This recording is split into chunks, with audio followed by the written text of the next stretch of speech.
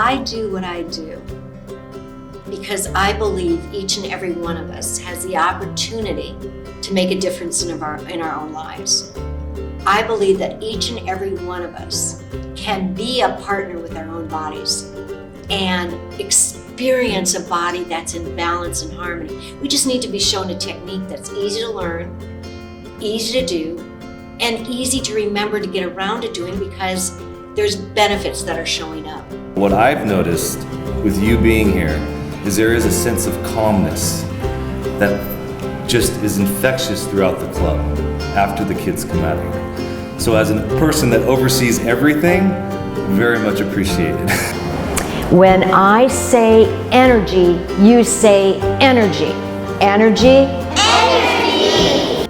I believe in this program that I call the Daily Clean Your House Flow, and it's animated video and ebook because if we give the children in our lives the opportunity to learn how they can be a partner with their own body, physically, mentally, and emotionally, they can right off from that place experience what it's like to be empowered. They've learned a lot, and anytime you can give kids more tools, it's always a plus. It's a plus for the staff, it's a plus for them too. One of the most important things we need to do every single day is manage our feelings.